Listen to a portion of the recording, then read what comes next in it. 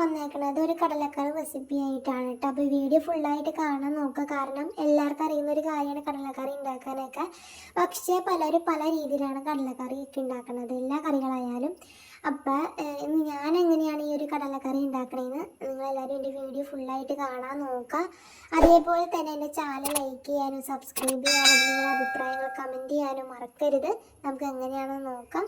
ഞാനിവിടെ രാത്രിയിലെ വെള്ളത്തിൽ കുതിരാൻ വേണ്ടി കുറച്ച് കടല ആവശ്യത്തിനുള്ള വെള്ളത്തിലിട്ട് വച്ചിട്ടുണ്ടായിരുന്നു. രാവിലെ ഇട്ട് കഴുകിയെടുത്ത് കുക്കറിലേക്ക് ഇട്ടിട്ടുണ്ട്.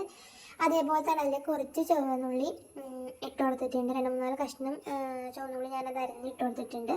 അതുപോലെ കുറച്ച് ആവശ്യത്തിന് സവാള, നമ്മുടെ ആവശ്യത്തിനനുസരിച്ച് സവാളയും ഇട്ട് കൊടുക്കുക. പിന്നെ അതിൻ്റെ മേൽഭാഗം അഥവാ കടലിൻ്റെ മേൽഭാഗം മാത്രമാണ് നമ്മൾ വെള്ളം ഒഴിച്ച് കൊടുത്തിട്ടുള്ളൂ. വെള്ളം ഒഴിച്ച് കൊടുക്കുക. അതേപോലെ തന്നെ ആവശ്യത്തിനുള്ള കുറച്ച് ഉപ്പും കൂടി ചേർത്ത് കൊടുക്കുക കേട്ടോ. ഉപ്പ് കൂടിയും ചേർത്ത് കൊടുത്ത് നല്ലപോലെ ഒന്ന് മിക്സ് ചെയ്തതിന് ശേഷം നമുക്ക് ഒരു 6-7 വിസിലടിക്കുന്ന വരെ നമുക്ക് ഒന്ന് വെയിറ്റ് ചെയ്യാം. 6-7 വിസിലടിക്കേണ്ട ആ ഒരു വിസിലും ആ ഇതെല്ലാം പോയതിന് ശേഷം മാത്രമാണ് നമ്മളൊന്ന് കുക്കർ തുറന്ന് നോക്കിയിട്ടുള്ളൂ. ഇത് തുറന്നതിന് ശേഷം നിങ്ങൾ കയ്യിലും കൊണ്ട് നല്ലപോലെ ഒന്നിങ്ങനെ ഒടിച്ചെടുക്കുകയാണെങ്കിൽ നമ്മുടെ കടലക്കറിക്ക് പ്രത്യേക ഒരു ടേസ്റ്റ് ഉണ്ടാവും കേട്ടോ. അങ്ങനെ അത് നല്ലപോലെ വെന്തിട്ടുണ്ട്. നല്ലപോലെ ഒന്ന് ഒടിച്ചും കൊടുത്തിട്ടുണ്ട് കേട്ടോ. അതിന് ശേഷം അടുപ്പത്തേക്ക് ഒരു ചീഞ്ചട്ടി വെച്ചിട്ടുണ്ട്.